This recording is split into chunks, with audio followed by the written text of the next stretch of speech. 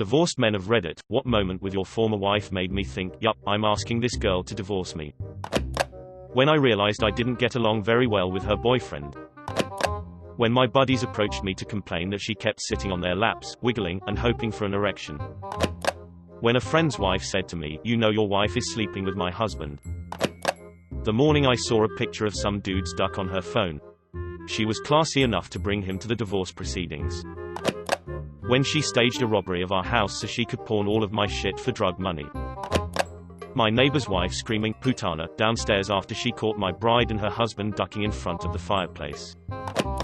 When she said, you didn't pray hard enough and that's why our son has cancer. That's why I'm sleeping with my prayer partner.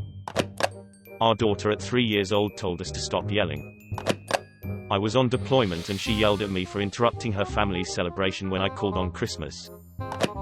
When I found evidence of the last affair. As soon as I heard it, I knew that was the end, and there would never be anything else there.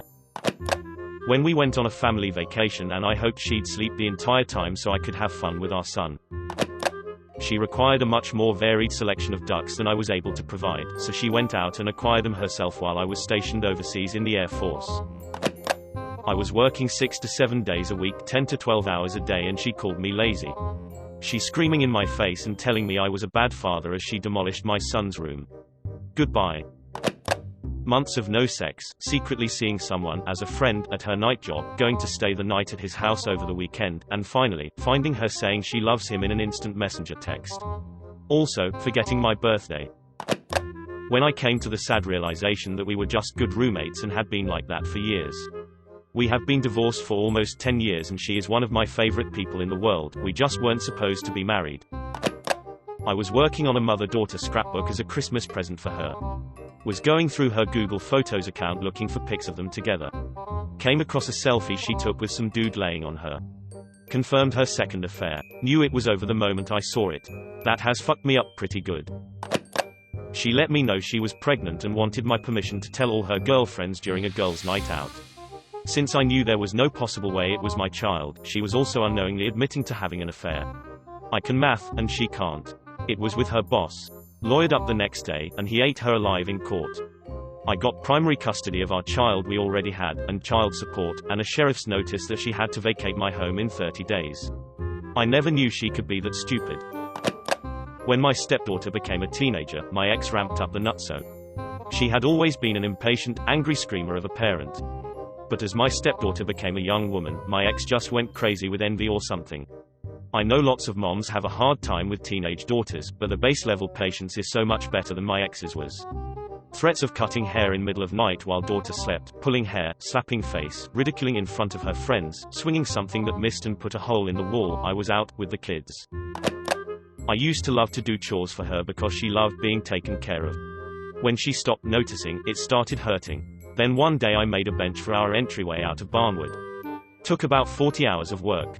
She walked in the house after work that day and Saturday her purse on it and proceeded to start the fight where she told me that she was mad she got married to me. She stormed out of the house grabbing her purse. Never noticed the bench was there. I knew then, but I think she already knew. For the first one, I was working late and the daycare calls and asked if I'm picking up my kids. Left work to go get them. When I got home, she was gone. Didn't hear anything from her for 2 weeks. For the second one, the third time I bailed the house out of foreclosure because she wouldn't pay the bills. Even though there was money in the accounts to cover it. I closed the account, handed her cash for the mortgage, packed a bag, my kids and left. My wife was around less and less, had to be free to live her life, go out with her friends. More often than not she would call me to pick our daughter up from daycare. After promising to pick her up and have some girl time, just tell her I'm working late or not feeling well. She always had something better to do and the kids were old enough to know better.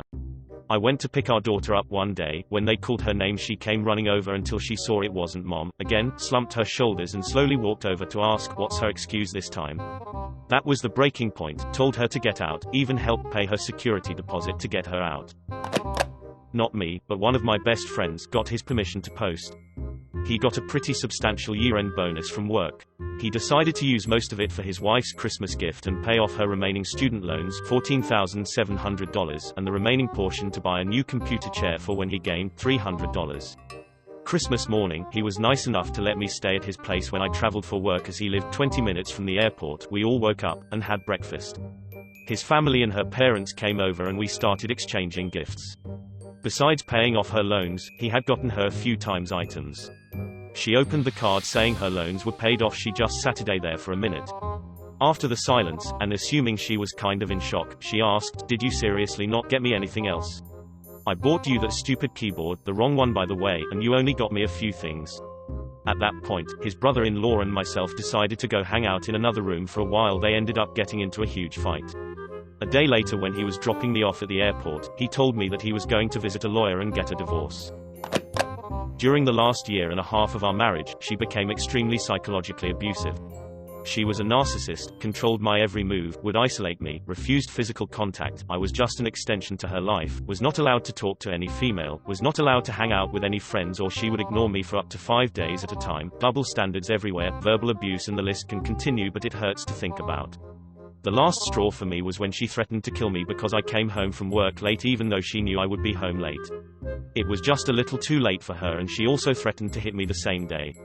This was the second time this happened, and I talked with several people at work about it and they suggested that I run. I had texts of the threats on my phone and contacted a lawyer that same week. She agreed to sign since I told her I would take severe legal action if she didn't. Thankfully no children, and it was a clean divorce, and I'm happily divorced. When I found the letter between her and my friend about their affair and how she couldn't wait to be away from me so they could be together, yup, I knew then that it was time to get that divorce. When I, as the only earner in the house, was denied buying a new pair of work boots in December because she needed the money to buy vaccines for the puppies. She bred dogs as a hobby. I was a framing carpenter in Ohio. My current work boots were toast holes in both, no soles. I needed them. Her puppy vaccine story was bullshit. Her hobby was dogs, but she was a pro at popping pills. That's what she needed the money for. I was done with her by March. I found out she cheated on me, and upon me confronting her to discuss it, she manipulated me into thinking she was suicidal. Then she admitted the manipulation. Done. She may have once been a nice person, that's all gone now. Edit, forgot to mention I found out because she had left her FB open with a conversation about her pregnancy scares to a friend. We hadn't had sex in a bit. When my 2-year-old was learning to talk, he would consistently say another bloke's name. Apparently, he was there the moment I left for work till when I got home. Single dad for 5 years with primary custody now.